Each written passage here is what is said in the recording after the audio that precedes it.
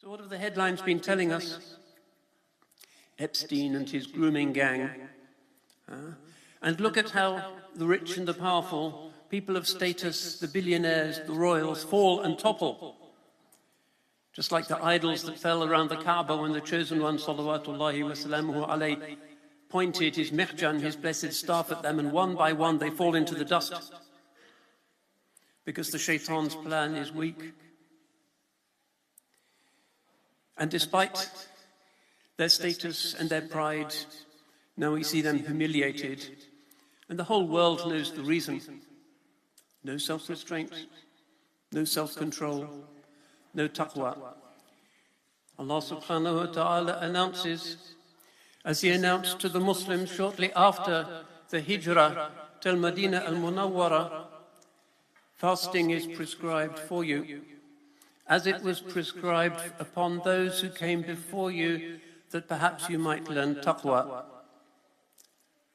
self-restraint, God-wariness, piety, alertness to the sacred. Taqwa means all of these things. As well as all of the challenges that the early, nascent, embryonic ummah had to face. Of course, they had to face inward challenges as well. But as they came to learn in the madrasa of the chosen one, salawatullahi wa salamuhu alayhi, the outward success that came was the result of the inward success in which He had trained them. It was from the taqwa of their hearts that the horizons were opened, so that their grandchildren and their great-grandchildren could see the Atlantic Ocean and the Caspian Sea and the Indian Ocean, so that they became lords of the horizons. Allah subhanahu wa ta'ala in this verse is telling us, as He told them, that this practice of fasting is prescribed upon us. It is one of the pillars. It is a weighty obligation of our faith. It's prescribed upon us as it was prescribed upon those who were before you. And we see when we look at the history of the religions that there is not a single spiritual path and religion of humanity that has not recognized the value of fasting. The media has been very excited in the last few days by the fact that Ash Wednesday, the first day of Lent, coincided roughly with the beginning of the Muslim month of Ramadan. So they're fasting as well, the Ahl al-Kitab. Lent for them means remembering the 40 days in which Christ alayhi salam was tempted by the devil in the wilderness, a sore and terrible trial. But He succeeded and then was able to begin His risala, His mission, going to the cities and teaching people about Tawheed. Our fast is something similar. We also are tempted by the shaitan. The chosen one, salawatullahi wa salamuhu alayhi, says, "Inna ash-shaytana yajri fi ibni Adam majra ad-dam, fadayyiqu majarihi bil-ju'." The devil flows in the veins of the son of Adam, along with the blood, so tighten those veins with fasting and hunger. And we know this, as we are taught by the chosen one, sallallahu alayhi wasallam, even though He is no longer here and present amongst us, nonetheless, He is reaching over these 14.5 centuries to take the heart of each and every one of us, to make us realize that we need more taqwa, more self-awareness, more self-control.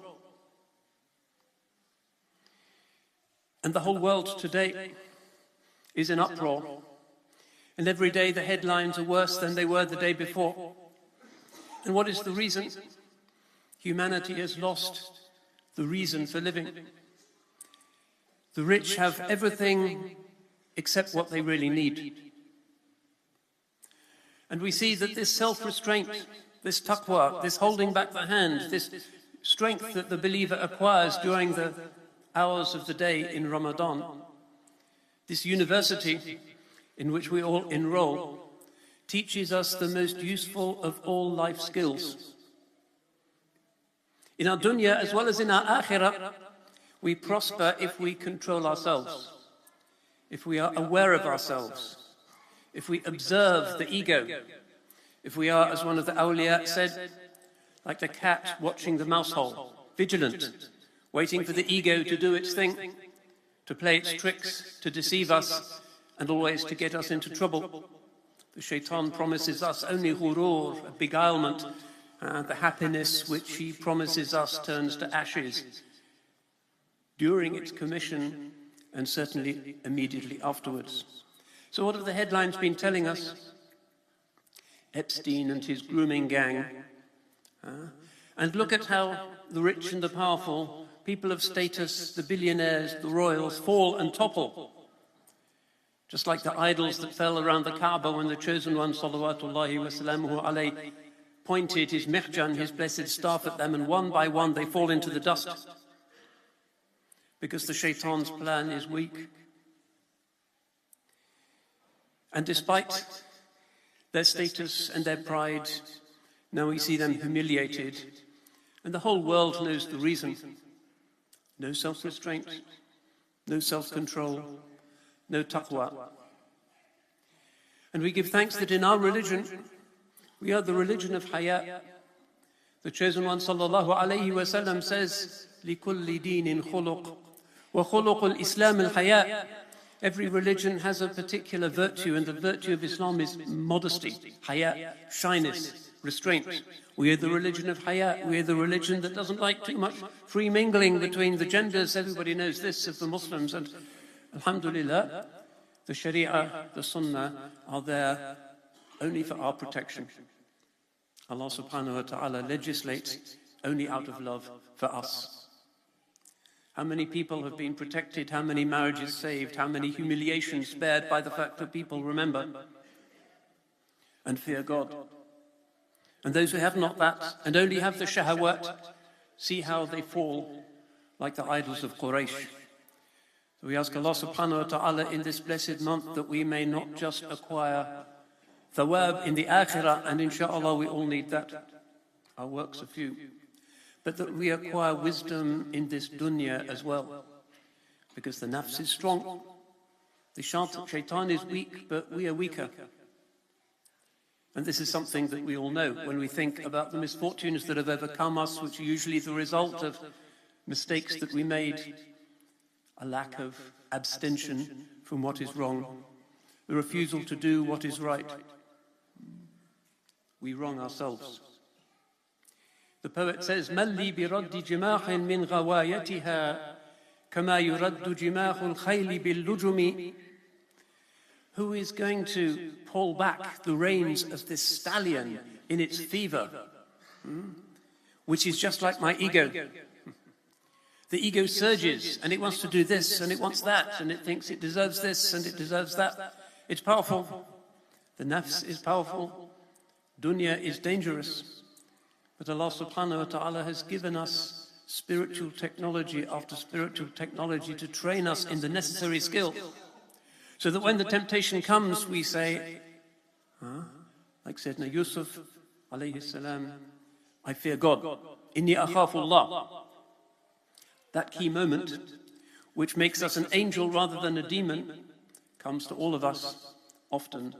And Ramadan trains us in this vital skill that we need so much. وَالنَّفْسُ كَالطِّفْلِ إِن تُهْمِلْهُ شَبَّ عَلَى حُبِّ الرَّضَاعِ وَإِن تَفْطِمْهُ يَنْفَطِمِ. The poet goes on. He's talking about his own ego. He's lamenting it. The ego is like a toddler, like a small baby.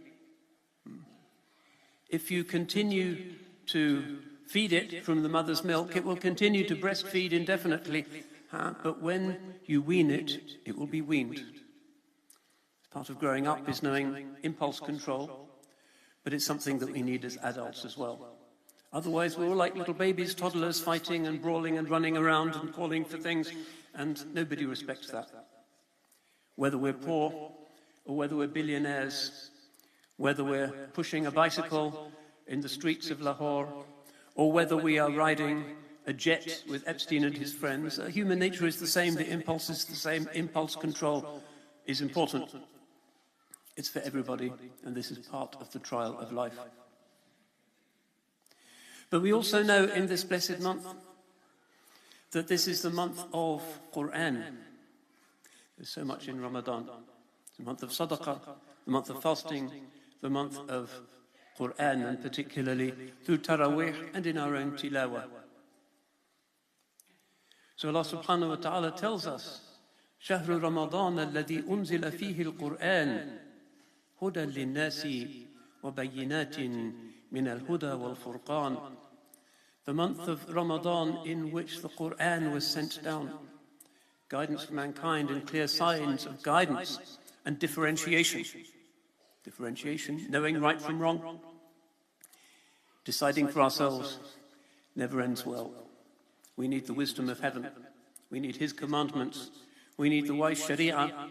We need the sunnah of the chosen one, sallallahu alayhi wasallam.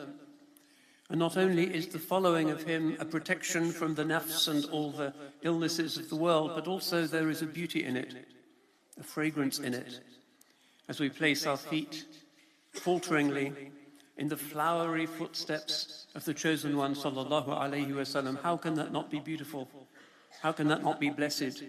The more we emulate and approximate to some aspect, some millionth part of the life form of the one who is the most beautiful human being who ever lived, the more we will be uplifted, the more we will regain the stature of our forefather Adam, alayhi salam, and the more we will be happy, and the more we will be at inward peace. In this age of anxiety, in this age of depression, and this age of so many existential concerns, there really is no sure refuge from that than following the chosen one, sallallahu alayhi wasallam, in his outward and in his inward reality as much as we can.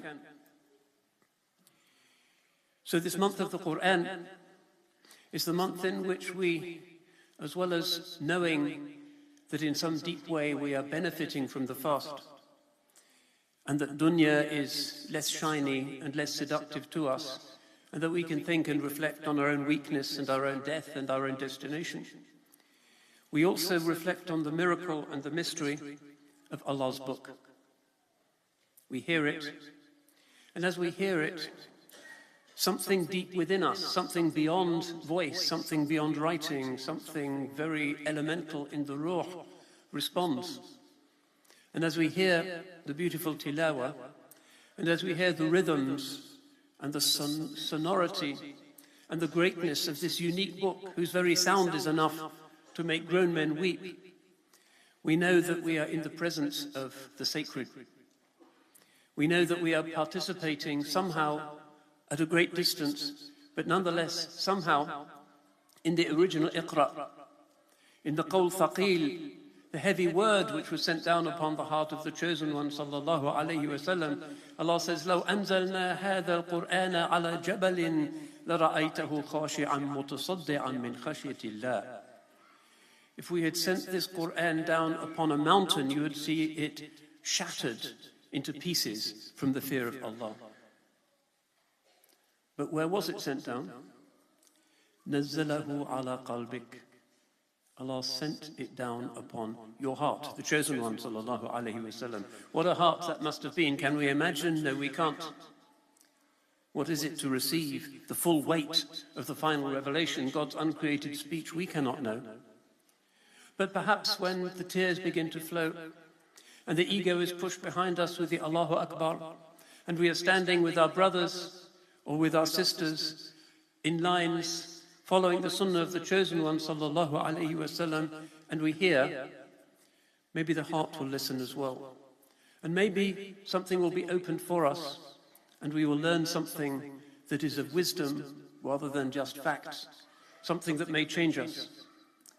So often human beings are turned around by some extraordinary experience they have through Allah's book. Those who have taught non-Muslim students know that you can teach them a million Arabic texts, but when they touch the Quran, their eyes open and they know this is something different. It has a sweet majesty that is unlike anything else they have ever known. Al-Quran ma'dabatullah. The Quran is Allah's banquet. It's another iftar, a sweeter iftar. And we need, in those moments, in those hours, to open our hearts at the deepest level to try and imagine what that mystery is.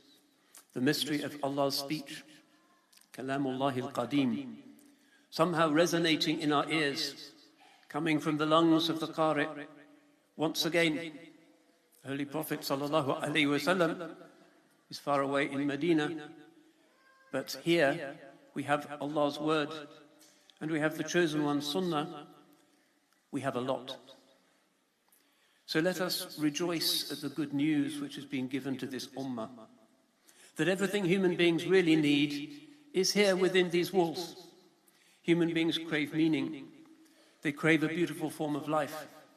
They crave brotherhood and sisterhood. They crave worship.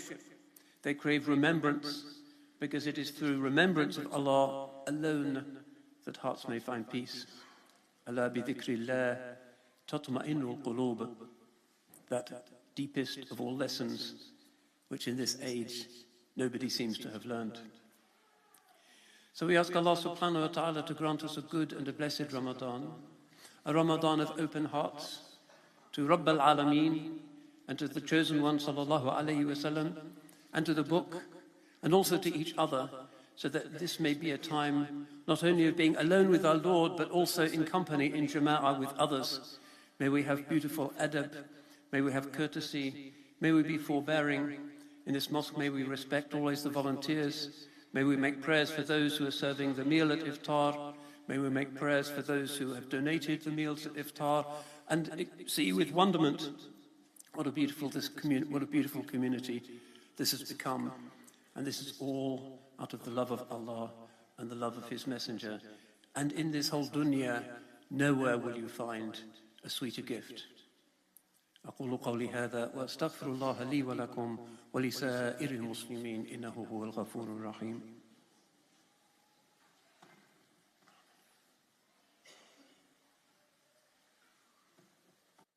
الحمد لله وكفى وسلام على عباده الذين اصطفى.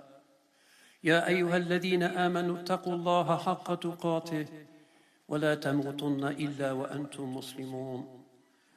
واعتصموا بحبل الله جميعا ولا تفرقوا.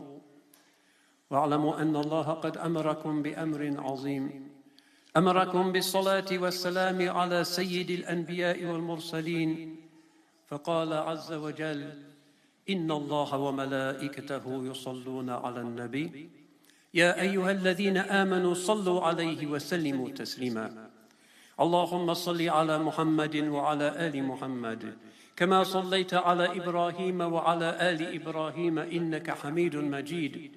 وبارك على محمد وعلى آل محمد كما باركت على إبراهيم وعلى آل إبراهيم في العالمين إنك حميد مجيد. اللهم تقبل صيامنا وقيامنا وقعودنا وسجودنا، وتقبل منا تلاوتنا لكتابك العظيم يا رب العالمين.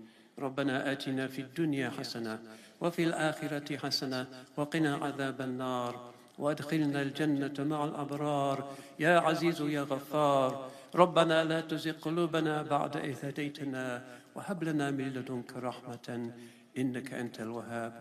اللهم إنا عبادك وبنو إمائك ماض فينا حكمك عدل فينا قضاؤك. نسألك بكل اسم هو لك سميت به نفسك أو أنزلته في كتابك أو علمته أحدا من خلقك، أن تجعل القرآن العظيم ربيع قلوبنا وجلاء أحزاننا وذهاب همنا وغمنا، وأن تجعل الحياة زيادة لنا من كل خير، وأن تجعل الموت راحة لنا من كل شر برحمتك يا أرحم الراحمين. ووفق اللهم ولاة أمور المسلمين إلى العمل بكتاب الله وسنة خاتم الأنبياء والمرسلين. عباد الله رحمكم الله، إن الله يأمر بالعدل والإحسان وإيتاء ذي القربى وينهى عن الفحشاء والمنكر والبغي يعظكم لعلكم تذكرون. اذكروا الله العظيم يذكركم وادعوه